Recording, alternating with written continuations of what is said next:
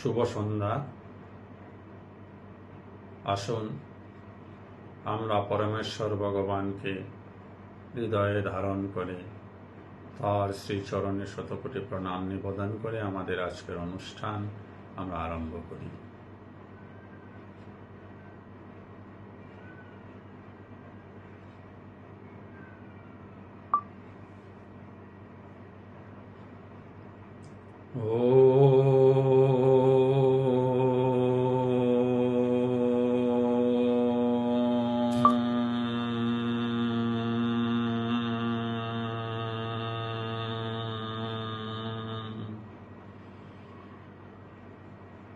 শ্রী পরমাত্মনে নমঃ।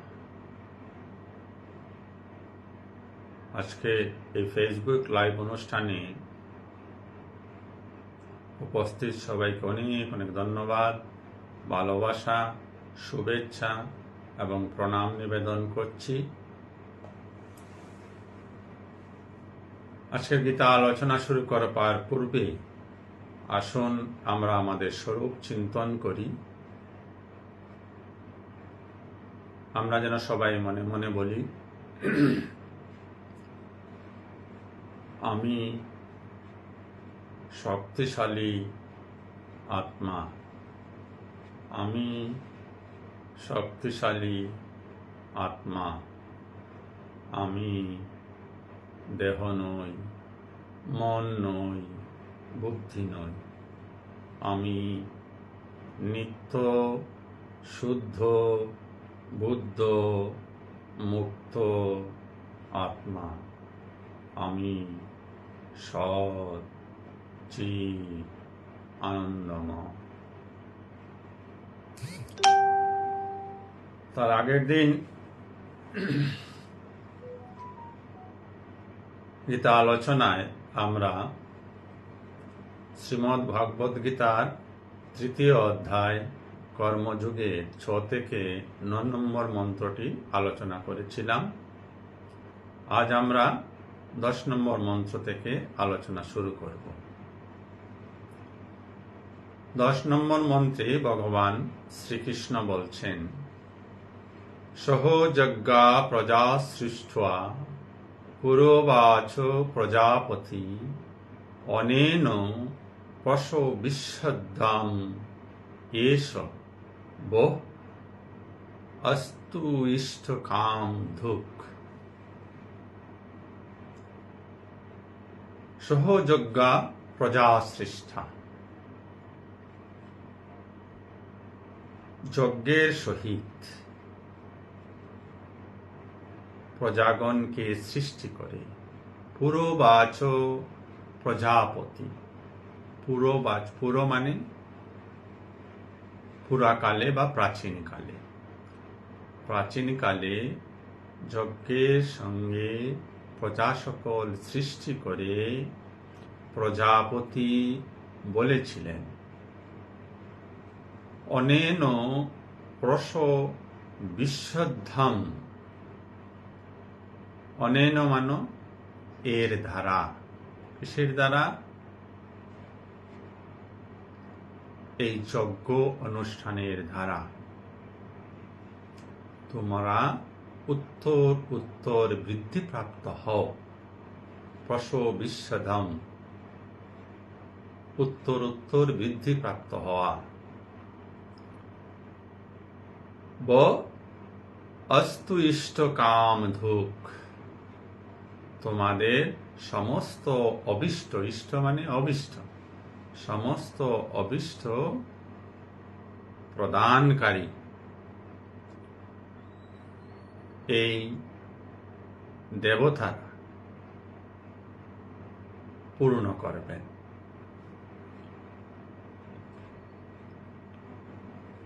সৃষ্টির প্রারম্ভে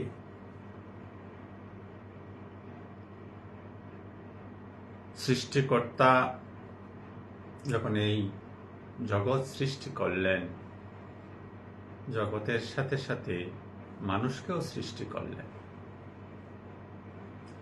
সৃষ্টি করে বলেছিলেন যে এই যজ্ঞের দ্বারা তোমাদের উত্তর উত্তর শ্রীবৃদ্ধি হোক। এই যজ্ঞ তোমাদের সমস্ত অভীষ্ট পূরণ করবে। এবার কোন যজ্ঞ? 9 নম্বর মন্ত্রে আমরা দেখেছি যে ভগবান বলেছেন যজ্ঞার্থাৎ কর্মণঃ, অর্থাৎ যজ্ঞের জন্যই কেবল কর্ম। যে কর্ম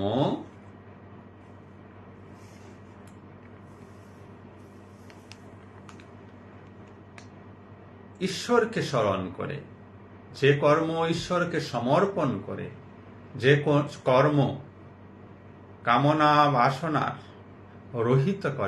রহিত হয়ে করা হয়, সেই কর্মের কথা বলা হয়েছে। আর সেই কর্ম তখন শুধুমাত্র আর কর্ম থাকে না, কর্মযজ্ঞ হয়ে যায়। বেদের কর্মকাণ্ডে দেবতাদের তুষ্ট করার জন্য বিভিন্ন যাগযজ্ঞের কথা বলা হয়েছে। এই যাগযজ্ঞগুলি করলে দেবতারা তুষ্ট হবেন এবং বাঞ্ছিত ফল তারা প্রদান করবেন।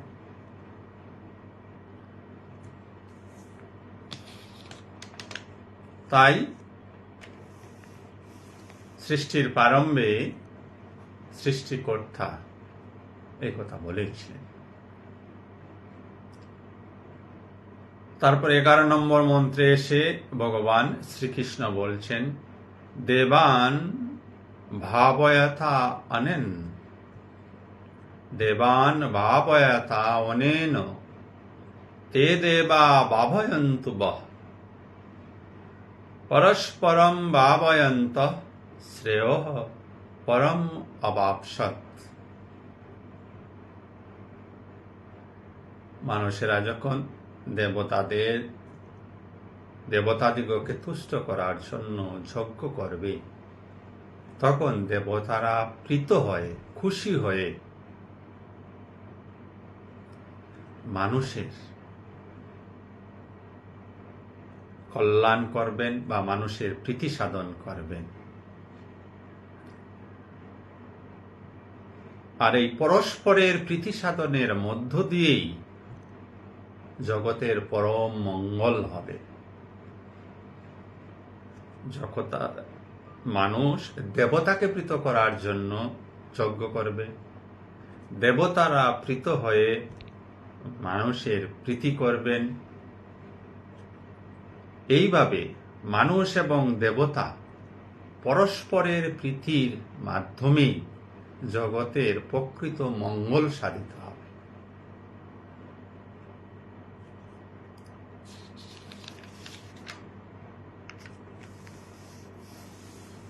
তার পরবর্তী মন্ত্রে এসে ভগবান বলছেন ইষ্টান বুঘান হিব দেবা দশ্যন্তে যজ্ঞ ভাবিতঃ তৈর্দত্তান অপ্রদায়েভ্য ইয়ো ভুঙ্ক্তে স্থেন এবোষ।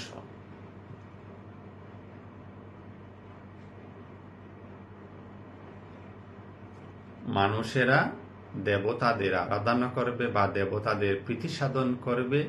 দেবতারা প্রীতি হলে মানুষকে কাঙ্ক্ষিত বস্তু তারা প্রদান করবেন। তার পরবর্তী মন্ত্রে এসে ভগবান বলছেন দেবতারা যখন মানুষের অভীষ্ট বস্তু প্রদান করবেন, সেই বস্তু মানুষ প্রাপ্ত হয়ে স্থান ভোগান, সেই ভোগ্য বস্তু প্রাপ্ত হয়ে বো দেবা দাস্যন্তে যজ্ঞ ভাবিতঃ, বো মানে তোমাদের, দেবতারা দান করবেন। যজ্ঞ অনুষ্ঠানে সন্তুষ্ট হয়ে যজ্ঞ অনুষ্ঠানে সন্তুষ্ট হয়ে মানুষদের দেবতারা তাদের ইষ্ট বস্তু দান করবেন। তৈর্দত্তান প্রদায়ভ্য, তৈর্দত্তান অর্থাৎ দেবতাদের দ্বারা প্রদত্ত বস্তু সকল, তৈর্দত্তান দেবতাদের দ্বারা প্রদত্ত বস্তু সকল, অপ্রদায়ভ্য নিবেদন না করে, কাকে? দেবতাকে। অপ্রদায়ভ্য, অপ্রদায়ভ্য, অপ্রদায়ভ্য শব্দের অর্থ হচ্ছে দেবতাদের নিবেদন না করে। ইয়ো ভুঙ্ক্তে, যে গ্রহণ করে বা ভোগ করে, স্থেন এব স, স্থেন মানে চুর, এব স অবশ্যই সে। একটু গভীরভাবে বিষয়টা যেন আমরা বোঝার চেষ্টা করি। সৃষ্টিকর্তা এই জগৎ সৃষ্টি করেছেন, শুধু মানুষ কেন, যত প্রাণী সকল আছে সবার জন্য ভরপুর অন্নের ব্যবস্থা করে রেখেছেন, জলের ব্যবস্থা করে রেখেছেন, বাতাসের ব্যবস্থা করে রেখেছেন, ভূমির ব্যবস্থা করে রেখেছেন, আলোর ব্যবস্থা করে রেখেছেন, সবকিছু করে রেখেছেন। কে দিয়েছেন এইগুলি? এই যে আমরা শ্বাস প্রশ্বাস নিচ্ছি, খিদা পেলে আমরা খাচ্ছি, ফলমূল খাচ্ছি, ভাত খাচ্ছি, রুটি খাচ্ছি, কত কিছু খাচ্ছি। এইগুলি কি একটাও মানুষ তৈরি করে? মানুষ কি তৈরি করতে পারে? পারে না। মানুষ শস্যকে কিভাবে উৎপাদন করতে হয় তা জানে। কেমনে জেনেছে? দেখে দেখে জেনে গেছে। সেই প্রাচীন কাল থেকেই দেখছে মানুষ। তো ওই গাছে আম ধরেছিল, আম পেকে মাটিতে পড়েছে, আবার ওই আমটা পচে কোনোভাবে যদি বীজটা মাটির তলায় গেছে, তাহলে সেখান থেকে একটি গাছ আবার অঙ্কুরোদ্গম হয়ে গেছে। এইভাবেই মানুষ কৃষি বিদ্যাটাকে শিখেছে।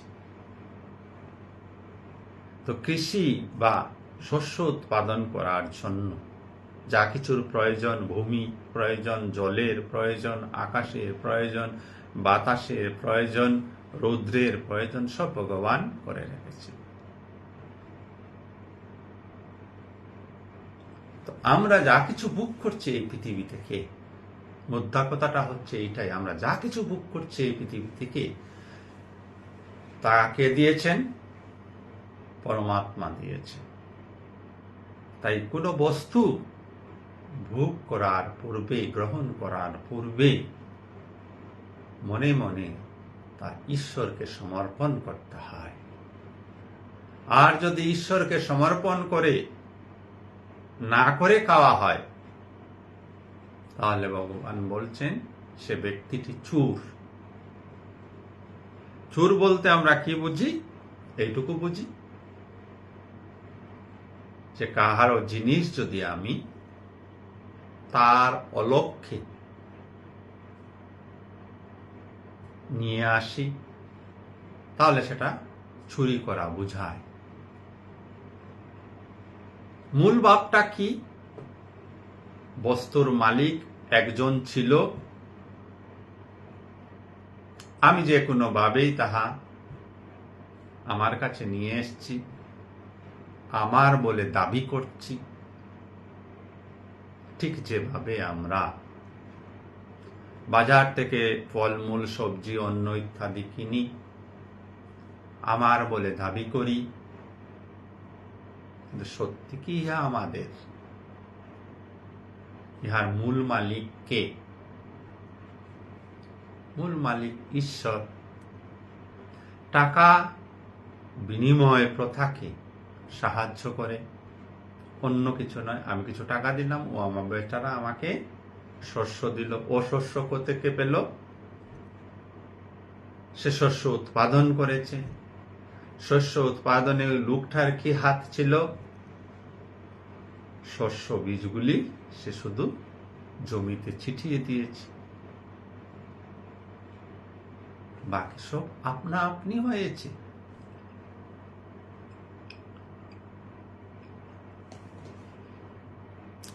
শস্যের বীজ থেকেই শস্য হয়েছে। আর এই বীজ আজকের নয়, বীজ সনাতন, এই আদিকাল থেকে চলে আসছে।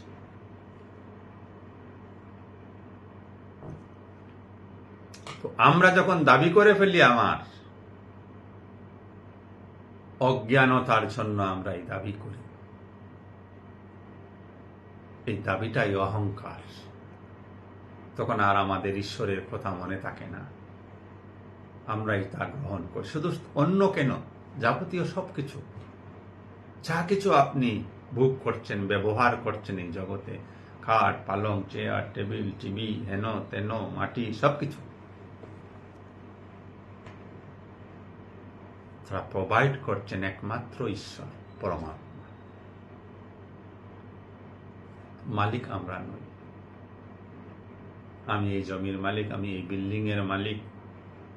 বিল্ডিং এ সামগ্রীগুলো এসছে কোথা থেকে? বলবেন টাকা দিলে না। যদি টাকা দিয়ে একটা পরমাত্মা নিয়ে আসেন, পারবেন কি? না। টাকা দিয়ে মৃত্যুকে আটকে দিন তো, পারবেন কি? না। টাকা দিয়ে যার সন্তান হয় না, তার সন্তান তৈরি করে দেন তো, পারা যাবে কি? পারা যাবে না।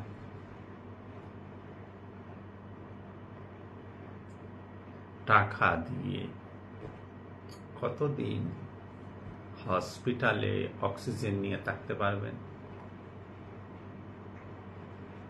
যদি অক্সিজেন নেওয়ার, শ্বাস প্রশ্বাস নেওয়ার ক্ষমতা হারিয়ে ফেলি আমরা, কতদিন পারবো আমরা? কত টাকা আমাদের হয়েছে, করোনা কালে বোঝা গেছে।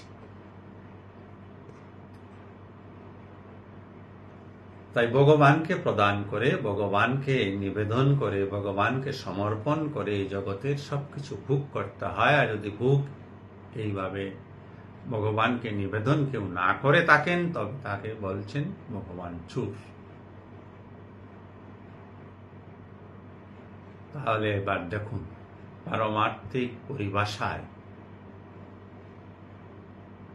এই পৃথিবীর কত মানুষ চোর হয়ে আছে।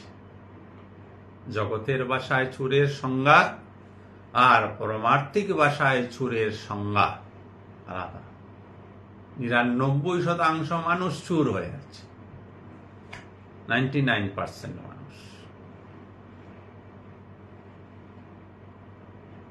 কারণ যখনই মানুষ বলছে আমার, মাসে মালিকানা হয়ে যাচ্ছে। আর মালিকানাধীন হওয়া মানে ঈশ্বরকে, ঈশ্বরের জিনিসকে, ঈশ্বর প্রদত্ত ভোগ্য বস্তুগুলিকে নিজের বলে যখন দাবি করছি আমরা, তখনই চুরি করা হয়ে যাচ্ছে। অদ্ভুত বিষয়, ভাবার মতো বিষয়। সবকিছু মনে মনে ঈশ্বরকে নিবেদন করে গ্রহণ করুন। জীবনে সুখ, দুঃখ, কষ্ট যা কিছু আসছে, এগুলি প্রয়োজনীয়। অপ্রয়োজনীয় কিছু জিনিস ভগবান আমাদের জীবনে দেন না।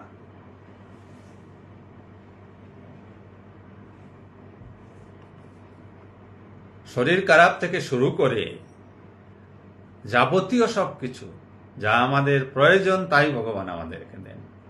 অপ্রয়োজনীয় কোনো জিনিস ভগবান দেন না। এবার গ্রহণ কর্তা কি মনোভাবে সেগুলি গ্রহণ করে তার উপর নির্ভর করে। অহংকারী কর্তা হলে বলবে আমার কেন, অভিযোগ করবে ঈশ্বরের উপর।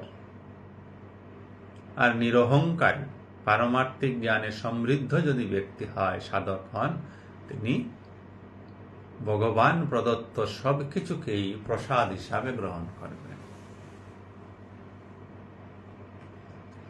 তো 12 নম্বর মন্ত্র আমরা দেখতে পেলাম যে এই জগৎ সংসারে যা কিছু রয়েছে, যা কিছু আমরা ভোগ করছি, সব সৃষ্টিকর্তা আমাদের জন্মের পূর্বেই সবকিছু দিয়ে রেখেছে।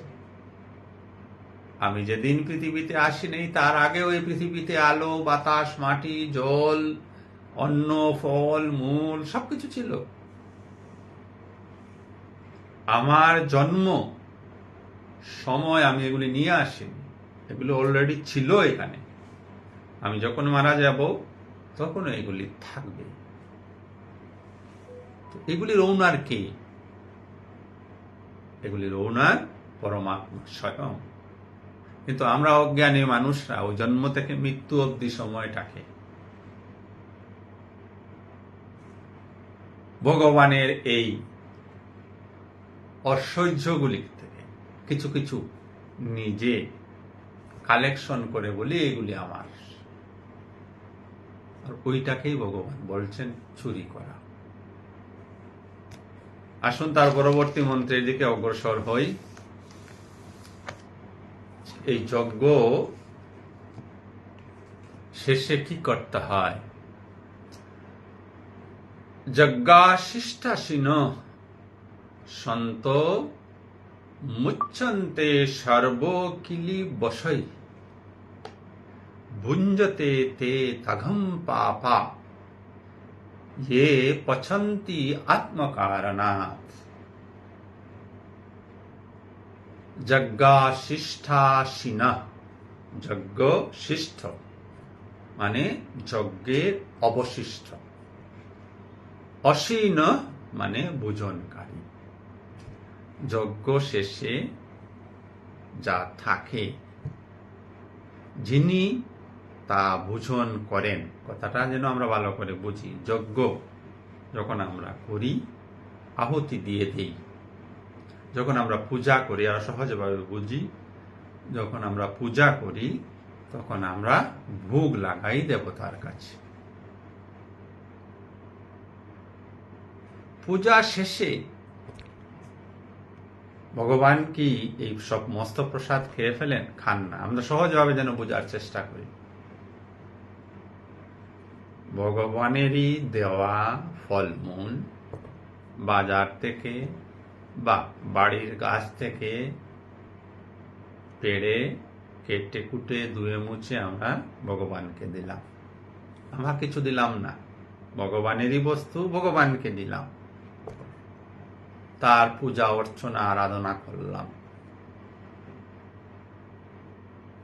করার শেষে সেই প্রসাদ আমরা গ্রহণ করি। বললেন সন্ত, সন্ত মানে ভক্তগণ। ভক্তগণ দেবতাকে বা ভগবানকে নিবেদন করে, ভোগ্য বস্তু নিবেদন করে যজ্ঞ শেষে তাহা গ্রহণ করেন। মুচ্ছন্তে সর্বকিলিবশৈ, সর্ব সকল, কিলিবশৈ মানে পাপ, মুচ্ছন্তে মানে মুক্ত হন, সর্ব পাপ থেকে মুক্ত হন।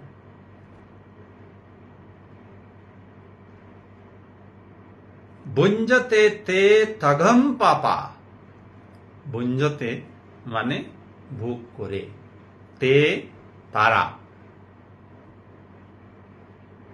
তঘম, তঘম মানে পাপ, পাপা পাপীরা, ये পচন্তি আত্মকারণাৎ, যে শুধু নিজের জন্য রান্না করে, পাক করে। সহজ ভাষা বা সহজ বুদ্ধির দ্বারা বিষয়টাকে বোঝানোর চেষ্টা করছি, তারপরে আমরা তার গভীরে গিয়ে বোঝার চেষ্টা করব। তো ভগবান বললেন পূজা অর্চনা করে, ভোগ নিবেদন করে যে ভক্ত ভগবানের প্রসাদ গ্রহণ করেন তার সমস্ত পাপ থেকে তিনি মুক্ত হয়ে যান। আর যিনি ভগবান প্রদত্ত ভোগ্য বস্তুগুলি শুধুমাত্র নিজের জন্য রান্না করেন বা নিজে শুধু ভোগ করেন, তাদেরকে ভগবান বললেন তারা পাপী এবং তারা পাপ ভোগ করছে।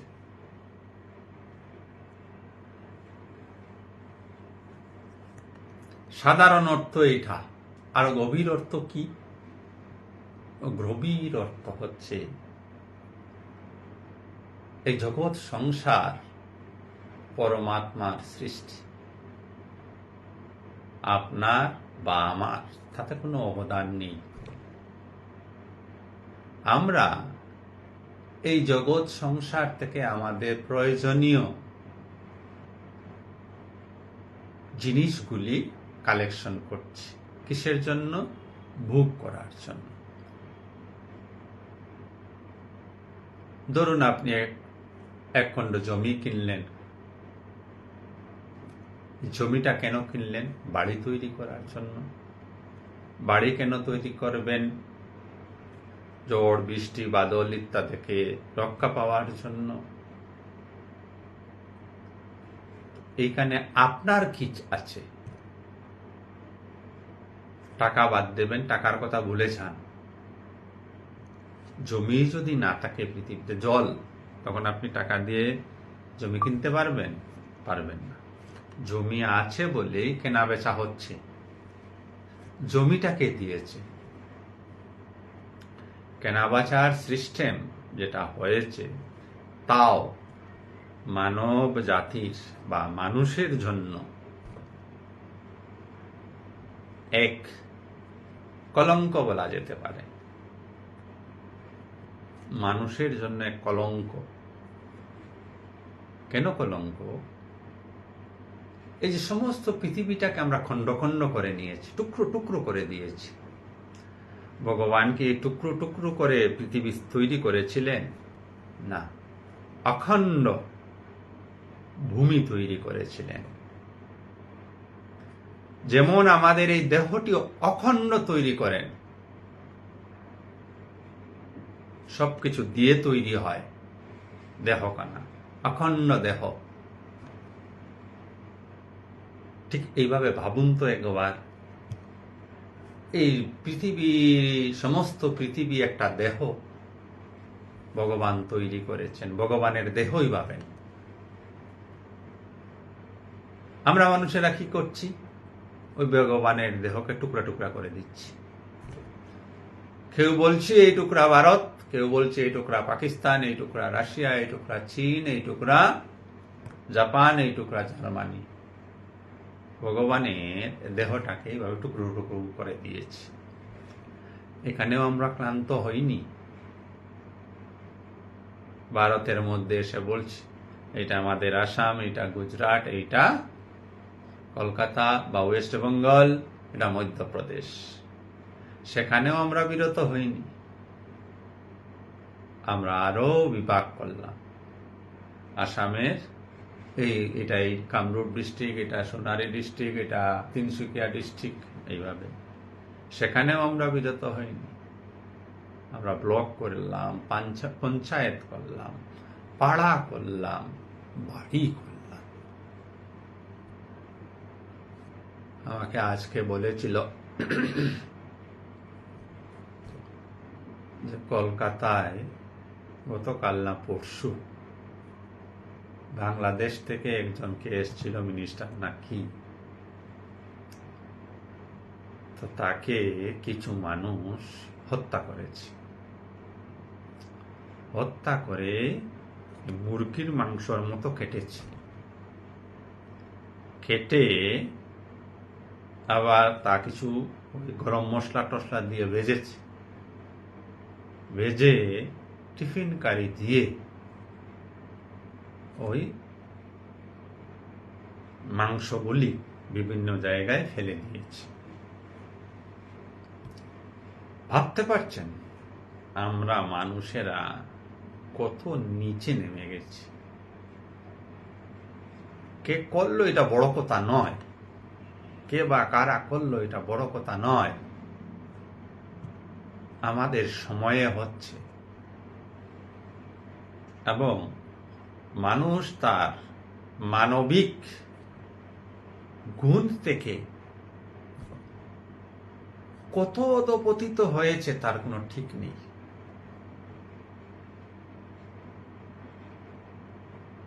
পশু স্তরে নেমে এসছে। পশু থেকেও আরো যদি কোনো স্তর থেকে থাকে, নিম্নতম স্তর থেকে থাকে, তা আমার জানা নেই, সেই স্তরে মানুষ নেমে এসছে। তো যা বলছিলাম, এই যে খণ্ড খণ্ড করে নিয়েছি ঈশ্বরের দেহকে, পরমাত্মার দেহকে, কিসের জন্য? আমাদের ব্যক্তিগত স্বার্থের জন্য। আমরা সবাই এক ক্ষুদ্রতার পরিসরে বাঁচতে চাই। এই আমাদের বাঁচার স্টাইল হয়ে গেছে। যাই হোক, এইভাবেও যদি আমরা শান্তিতে বাঁচতে পারতাম, তাও না, শান্তি নেই। সীমানা নিয়ে ঝগড়াঝাটি, ভাইয়ে ভাইয়ে সম্পদ নিয়ে ঝগড়াঝাটি, জমি নিয়ে ঝগড়াঝাটি, প্রতিবেশী প্রতিবেশী জমি নিয়ে ঝগড়াঝাটি, গাছ নিয়ে ঝগড়াঝাটি চলছে। কেনই সব হচ্ছে? আমরা ওই সেই পারমার্থিক মূল জ্ঞান থেকে বিচ্যুত হয়ে আছি। জমি কার, সেই জ্ঞান আমাদের আর নেই। আমরা ভাবছি জমি আমার, আমি টাকা দিয়ে কিনেছি। জমি ঈশ্বরের। সমাজে আমি আপনি ব্যবস্থা নিয়ে এসছেন, আমাদের পূর্বপুরুষেরা এই ব্যবস্থা নিয়ে আসছে, এইভাবে জমি কেনা বেচা করা হবে। তো আদৌ জমিটা কার? আদৌ জমিটা কার? আদৌ জমিটা ঈশ্বরের সৃষ্টি, ভূমি ঈশ্বরের সৃষ্টি। মানুষ কুবুদ্ধি, স্বার্থ বুদ্ধির জন্য এইগুলি নিজেদের করায়ত্ত করে নিয়েছে। সেই প্রাচীন কালে যখন মানুষ জঙ্গলে থাকতো, তখন কি কারোর এলাকা ছিল যে এই এলাকা আমার, এই পাহাড় আমার? এইরকম কিছু ছিল না। যেমনি যেমনি মানুষের মধ্যে স্বার্থপরতা আসে, তেমনি তেমনি মানুষ ঈশ্বরীয় জ্ঞানকে ভুলে গিয়ে ব্যক্তিগত স্বার্থ সিদ্ধিকে প্রাধান্য দিতে থাকবে। আজও পশুরা অনেক ভালো। ওই পাড়া, এই পাড়ার কুকুরটি ওই পাড়ায় চলে যায়। মাঝে মাঝে বনের বাঘ লুকালয়ে চলে আসে, তাদের বাউন্ডারি নেই। ভারত পাকিস্তানের পাখিরা আনাগোনা করে, বাউন্ডারি নেই। বাতাস, পাকিস্তানের বাতাস ভারতে আসে, ভারতের বাতাস পাকিস্তানে যায়। একই সূর্য সব দিকে। কিন্তু আমরা সমস্ত জগতের মানুষেরা নিজেদের মনকে ক্ষুদ্র করে নিয়েছি এবং একটা সীমানার মধ্যে সবাই নিজেকে বাঁধন করে রেখেছি। এটাই বন্ধন। ওই বন্ধন থেকে মুক্ত হওয়া। এজন্য আধ্যাত্মিক চর্চা, অন্য কোনো কারণ নেই। এগুলি বুঝা যে এই জমি আমার নয়, আমি অধিকার সাব্যস্ত করছি, কিন্তু এ জমি পরম পিতার। আমি এই কিছুকাল তাহা ভোগ করব। আমি কিছুকাল জীবদ্দশায় জমি ভোগ করব। এই জমি ভোগ করতে আমি যেন না ভাবি যে এই জমির মালিক আমি। জমির মালিক পরমেশ্বর ভগবান। তাই সর্বদাই কথা স্মরণ রাখতে হবে। এই যে ইট বালু সিমেন্ট দিয়ে আমরা ঘর তৈরি করেছি, কোথা থেকে? কোথাকার মাটি আমার ঘরে এসে আমি লাগিয়েছি, দেওয়াল হয়েছে। মাটি কি কোথা থেকে আমরা নিয়ে এসেছি? কেউ নিয়ে আসেনি। এক জমির মাটি গর্ত হয়েছে আর আমার বাড়ি ওয়াল উঠেছে। ভগবানেরই প্রদত্ত জিনিসগুলি আমরা এইখান থেকে সেইখান করছি আমাদের সুখ ভোগের জন্য, আর এর মধ্যে ভগবানকে ভুলেই রয়েছে। ভাবছে এই সমস্ত কিছু আমাদের, আমার। তাই ভগবান এখানে বললেন, এই ধারণা বা এই জ্ঞানটা মনে রাখো।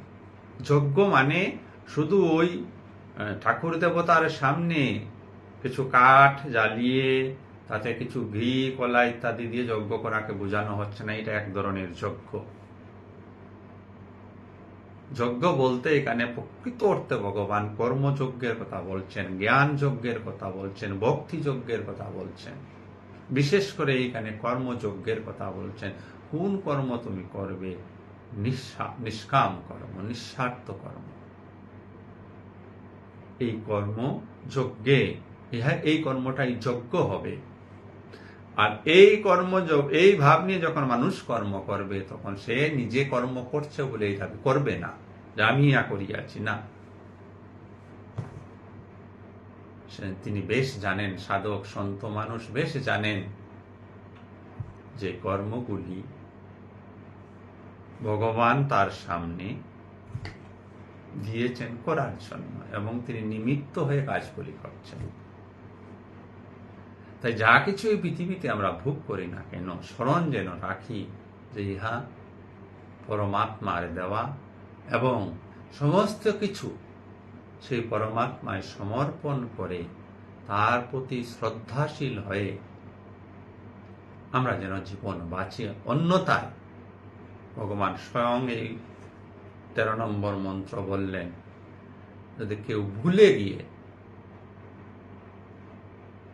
এই জগৎকে নিজের জন্য ভোগ করে ঈশ্বরকে ভুলে গিয়ে, তাহলে সে পাপী এবং সে পাপ ভোগ করছে। আর পাপ ভোগ করতে যন্ত্রণা তো পেতেই হবে। মরিচ খেলে তো ঝাল লাগবেই। মরিচের গুণ ঝাল, পাপের গুণ দুঃখ কষ্ট ভোগ করা। কর্ম ফল দেবেই। ভালো কর্ম ভালো ফল, মন্দ কর্ম মন্দ ফল। জগৎ সংসারে কেউ এটা আটকাতে পারবে না। This is the law of karma. হবেই হবে।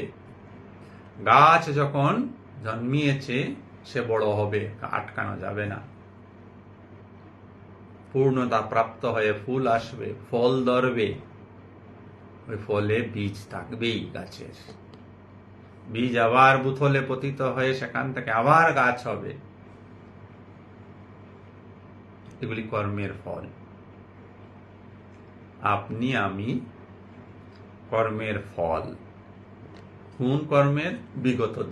বিগত জন্মের কর্মের ফল। বিগত জন্মের কর্মের ফলে এইবার আবার আমাদের জন্ম হয়েছে। ওই বীজ নিয়ে এসছি।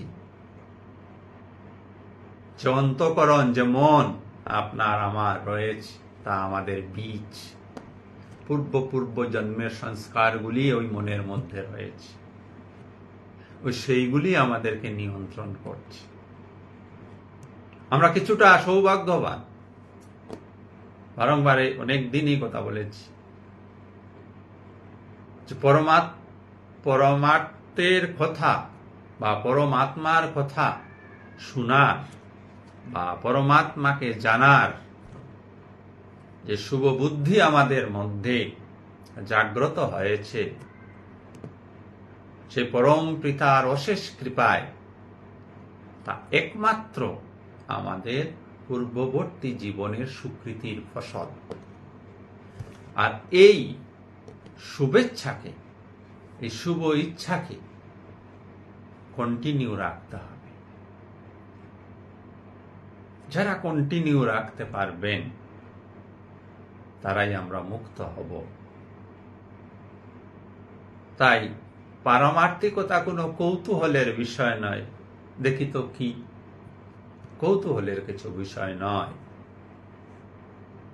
পারমার্থিকতা কোনো জাগতিক কিছু প্রাপ্তির জন্য নয়।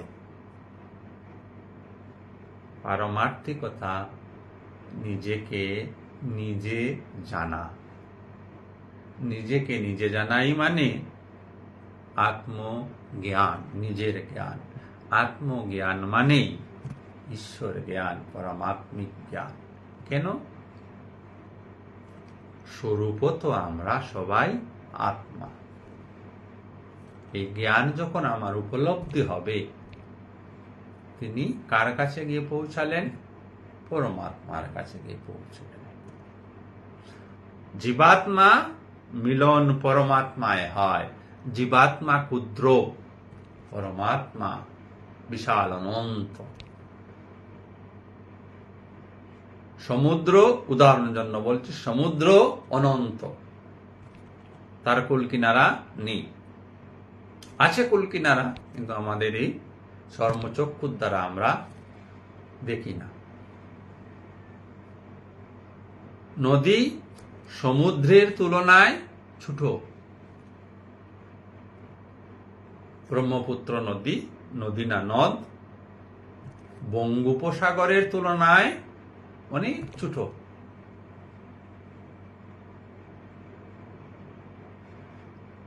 ক্ষুদ্র যখন বৃহতে প্রবেশ করে, ক্ষুদ্র যখন বৃহতের সঙ্গে মিলন হয়, তখন কার অস্তিত্ব চলে যাবে? ক্ষুদ্রের অস্তিত্ব ঘুচে যায়, বৃহতের অস্তিত্বই বিদ্যমান থাকে। তাই জীবাত্মা যখন জানতে পারবে সে আত্মা, তখন তার জীবাত্মার অস্তিত্ব শেষ হবে। তার পরম জ্ঞান বা পরম বোধ হবে যে সেই আত্মা, সে অনন্ত, সে ব্যাপক, সে শুদ্ধ, সে পবিত্র, সে অজ, সে অমর, সে নিত্য, সে মুক্ত। আর এই জ্ঞান এই জন্মেই করতে হবে। মৃত্যুর পরে কিছু নয়, মৃত্যুর পরে কিছু হয় না। মৃত্যুর পরে না আছে স্বর্গ, না আছে নরক, এসব কিচ্ছু নেই। এইসব ঝামেলার মধ্যে পড়বেন না।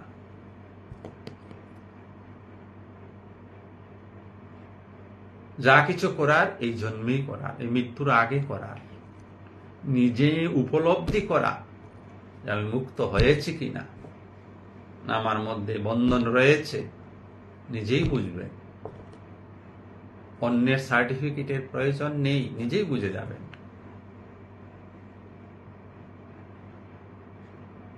ওই স্বর্গ নরক এগুলির ফাঁকে পড়বেন না।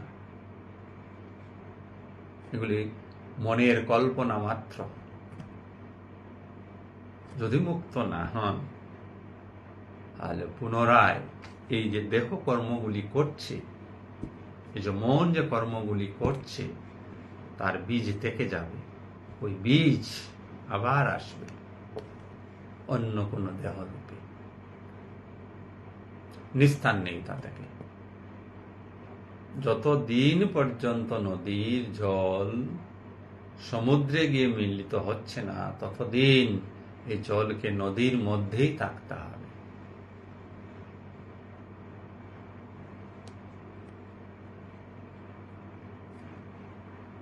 তো আমরা তার পরবর্তী মন্ত্রের দিকে অগ্রসর হই। 14 নম্বর মন্ত্র। সেখানে এসে ভগবান বলছেন, অন্না ভবন্তি ভূতানি পর্জন্যাৎ অন্ন সম্ভব যজ্ঞাৎ ভবতি পর্জন্য যজ্ঞ কর্ম সমুদ্ভবম। অন্না, অন্নাৎ মানে অন্ন, শস্য। ভবন্তি সৃষ্টি করে বা উৎপন্ন করে ভূতানি এই জড় দেহ। তো মানুষের ক্ষেত্রে অন্য কি হবে? ধরুন আমরা বাঙালিদের ক্ষেত্রে অন্য কি হবে? আমরা রুটি খাই, রুটি মানে গম বা জব, ভাত খাই মানে ধান, ফলমূল আদি ইত্যাদি খাই, শাকসবজি আদি ইত্যাদি খাই, কেউ কেউ মাছ মাংসও খাই, এগুলি সমস্ত অন্ন। অন্ন থেকে কি হয়? ভূতানি, ভূত মানে প্রাণীগণের সৃষ্টি হয়, দেহের সৃষ্টি হয়।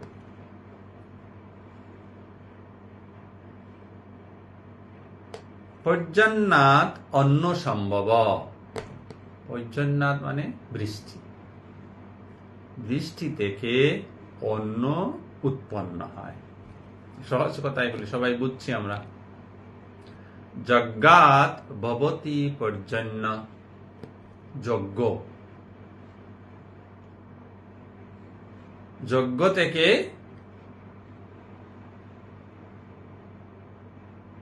বৃষ্টি সম্ভব হয়। যজ্ঞ কর্ম সমুদ্ভব। যজ্ঞ আবার শাস্ত্রোক্ত কর্ম থেকে উদ্ভব হয়। তো বলা হলো প্রথমে অন্ন, অন্ন থেকে দেহ সৃষ্টি হয়, প্রাণী দেহ সৃষ্টি হয়। মানে একটা শিশু যখন জন্মগ্রহণ করে তখন এই দেহটা কিভাবে তৈরি হয়, এই জায়গাটা যেন আমরা একটু বুঝি। সবাই আমরা ম্যাচিওরড এনাফ। যখন ধরুন এখন এই মুহূর্তে একটা বাচ্চার জন্ম হয়েছে, বাচ্চাটির জন্ম কেন হলো? কারণ কি? কারণ হলো তার আগের জন্মে সে এমন সব কিছু কর্ম করেছে যার জন্য তাকে আবার এই মানব জন্ম প্রাপ্ত হতে হয়েছে। বাচ্চাটি যখন ভূমিষ্ঠ হয়, সেটা ভূমিষ্ঠের তারিখ, এর দিন জন্ম নয়। এখানেও আমরা ভুল করি। জন্ম আসলে সেদিনই হয়ে যায় যেদিন শুক্রাণু এবং ডিম্বাণুর মিলন ঘটে, সেদিনই হয়ে যায়। পুরুষ এবং প্রকৃতির যেদিন মিলন হয় সেদিনই জন্ম হয়ে যায়। তো হয় কিভাবে? ওই বৃষ্টি হয়, বৃষ্টি থেকে অন্ন হয়, অন্ন থেকে দেহ হয়। বৃষ্টি থেকে অন্ন হলো, যেমন আমার কথা বলছি, আমার মা বাবা আমি আর জন্ম হওয়ার পূর্বে বৃষ্টির ফলে যে অন্ন সৃষ্টি হয়েছিল সেগুলি তারা গ্রহণ করেছিলেন। সে অন্নগুলি গেল কোথায়? সে অন্নগুলি দেহ, তাদের দেহ কে বর্ধিত করেছে, প্লাস দেহে রক্তের বৃদ্ধি করেছে। সেই রক্ত থেকে বীর্য তৈরি হয়েছে, ওই বীর্য থেকে আমার সৃষ্টি হয়েছে।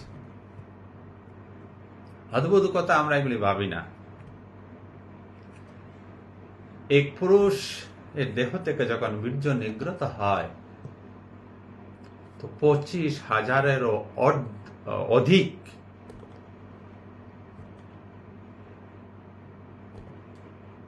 শুক্রাণু থাকে। আপনার যে জন্ম হয়েছে ওই মুহূর্তে আপনি 25,000 অর্থাৎ 24,999টা শুক্রাণুকে পরাজিত করে মায়ের গর্ভ ধারণ করেছে, সেদিন থেকেই আমাদের লড়াই শুরু হয়ে যায়। এই যাত্রা সেদিন থেকেই, সংঘর্ষের যাত্রা সেদিন থেকেই শুরু হয়। তো এবার বোঝা গেল যে বৃষ্টি থেকে অন্য মানুষ খায়, তার দেহ হয়, দেহে রক্ত হয়, রক্ত থেকে বীর্য হয়, বীর্য থেকে আবার নতুন দেহের সৃষ্টি হয়। বৃষ্টি আসে কোথা থেকে? বললেন যজ্ঞ থেকে বৃষ্টি হয়। মানে সাধারণ ভাষায় যজ্ঞে আগে, এখন তো যজ্ঞ কম হয়, আগে যে যজ্ঞগুলি হতো বিরাট বিরাট যজ্ঞ, ওই যজ্ঞ থেকে যে ধোঁয়া নির্গত হয়, সেই ধোঁয়া পৃথিবীর জলকে বাষ্প আকারে আকাশে নিয়ে যায়, সেখানে মেঘের সৃষ্টি হয়, মেঘ থেকে বৃষ্টি হয়। এগুলি বলো সহজ ভাবে আমাদেরকে হয়তো আমরা আগে শুনেছি ও গীতা, এগুলি সহজ অর্থে ব্যবহার করা হয়েছে। আসলে বিষয়টা এত সহজ নয়, তার গভীরতায় আরো অন্য কিছু রয়েছে।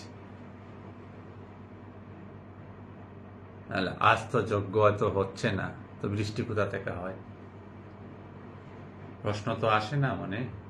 যেমন ডারউইন বলেছিলেন বান্দর থেকে মানুষ হয়েছে।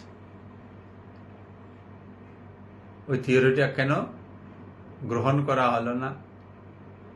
আজও বান্দর আছে, তা আজ কেন বান্দর থেকে মানুষ হয় না? তো যুক্তি দিয়ে বুঝতে হবে, বৈজ্ঞানিকভাবে বুঝতে হবে। ধর্ম বা ধর্মের সারকতা, গীতার সারকতা এই সাধারণ বুদ্ধি দিয়ে বুঝলে হবে না। সাধারণ বুদ্ধি দিয়ে প্রথম বুঝবেন, কিন্তু তার গভীরে গিয়ে প্রবেশ করে বুঝবেন। তাহলে কি বলতে চেয়েছিলেন ভগবান শ্রীকৃষ্ণ? এই জগৎ জুড়ে কর্মকাণ্ডই হচ্ছে, ভগবান নিজেই কর্ম, প্রকৃতি আপনা আপনি কাজ করে চলছে, যজ্ঞ হয়ে চলছে। সূর্য উঠা পৃথিবীর মানুষ উঠায় না, সূর্য অস্ত যাওয়া পৃথিবীর মানুষ যাওয়ায় না, সূর্য আপনা আপনি উঠছেন। প্রকৃতি, ভগবান তার প্রকৃতি দ্বারা, তার মায়া শক্তির দ্বারা এই প্রকৃতিতে নিয়ন্ত্রণ করছে না। এগুলি এক সিস্টেমে চলছে, কোনো ব্যতিক্রম নেই। মানুষ যে নিয়মগুলি তৈরি করে সেই নিয়মের ব্যতিক্রম হয়, আমরা ব্যতিক্রম করি। আমরা যদি কাউকে বলি 10টার সময় যাব, 11টার সময় যাই, ব্যতিক্রম। তো ভগবানের সূর্য যদি 5টার সময় উঠতে হয় 5টার সময় উঠবে, 7টার সময় উঠবে না। বাতাস সারাক্ষণই বইতে থাকবে, বাতাসের অভাব হবে না। তো মানুষ যা নিয়ম তৈরি করে তার লঙ্ঘনও করে। মানুষ যত নিয়ম সৃষ্টি করেছে সব নিয়ম লঙ্ঘন করে মানুষ। তাই জন্য প্রয়োজন হয় নিয়ম তৈরি করার। কিন্তু ঈশ্বর যে নিয়মগুলি তৈরি করে দিয়েছেন এগুলো for permanent, granted for always. সূর্য উঠছে, এই প্রকৃতির কর্ম চলছে। আপনার দেহ বাড়ছে, আপনি বুঝুন আর না বুঝুন। আপনার বয়স বাড়ছে, আপনি বুঝুন আর না বুঝুন। আপনি ক্রমশ মৃত্যুর দিকে অগ্রসর হচ্ছেন, আপনি বুঝুন আর না বুঝুন। আমরা সবাই মৃত্যুর দিকে দৌড়াচ্ছি,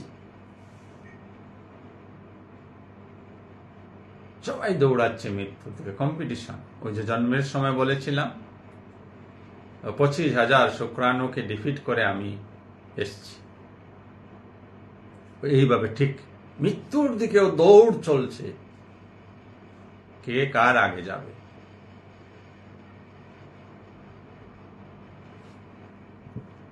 তাই এই জগৎ সর্বদা কর্মযোগ্য হয়ে চলছে। সূর্য উঠছে, জল বাষ্পীভূত হচ্ছে, মেঘের আকার ধারণ করছে, বৃষ্টি হচ্ছে। ওই মেঘ যখন আকাশে থাকে তখন কি আমরা বাঁশ দিয়ে কুচা দেই মেঘগুলিকে যে বৃষ্টি হয়ে পড়ো? না, পরমাত্মার সব সেটিং, কখন কোন জায়গায় কতটুকু কিভাবে বৃষ্টি হবে, জল পড়বে, সব সেটিং। আমরা মানুষেরা ওই বৃষ্টির জলকে আমাদের বিভিন্ন কাজে এখানে বাদ দিয়ে দিচ্ছি, এখানে মথাউরি মানে ওই নদীর পাশে পাশে বাঁধ দিয়ে দিচ্ছি। আমরা বিভিন্নভাবে ভূগর্ভের জল নষ্ট করে শেষ করছি। আমরা আমাদের কাজ করে চলছি, ও তাতে ওই পৃথিবীর ভারসাম্য হারাচ্ছে। তাই কোথাও গরম বেশি, কোথাও ঠান্ডা বেশি, কোথাও ঝড় বেশি, কোথাও বৃষ্টি বেশি। কারণ ভগবান যখন এই পৃথিবী তৈরি করেছিলেন সবকিছু ব্যালেন্স করে তৈরি করেছিলেন। আমরা ইমব্যালেন্স করে ফেলেছি, অলরেডি করে ফেলেছি।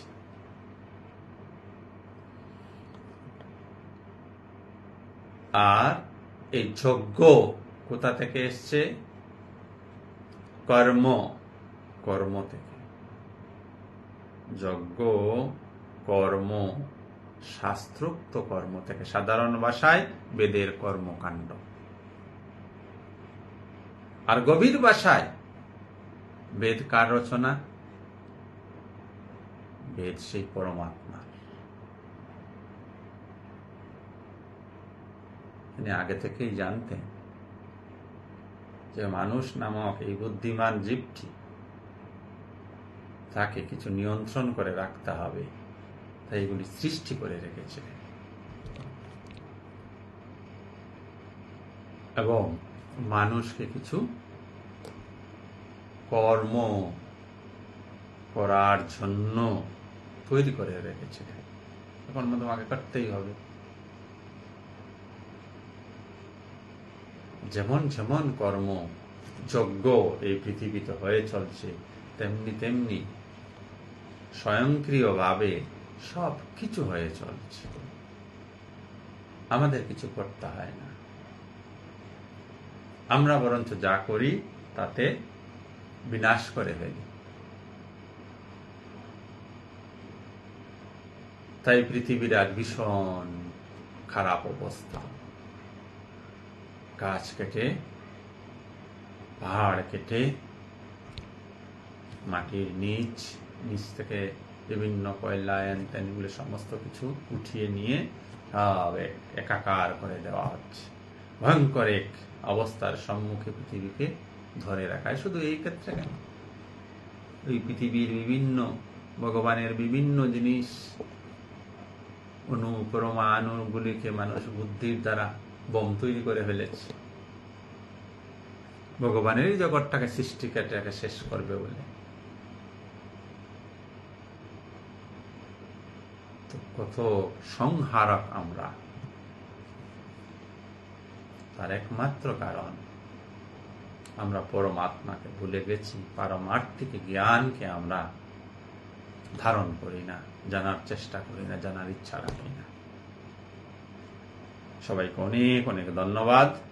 আমরা আজকের অনুষ্ঠান এখানে সমাপ্ত করব। ওম শ্রীরামকৃষ্ণার্পণমস্তু। উপস্থিত সবাইকে আমার আন্তরিক শুভেচ্ছা এবং আপনাদের হৃদয়স্থ আত্মাকে আমার শতকোটি প্রণাম। শুভরাত্রি। সবাই ভালো থাকুন, সুখে থাকুন।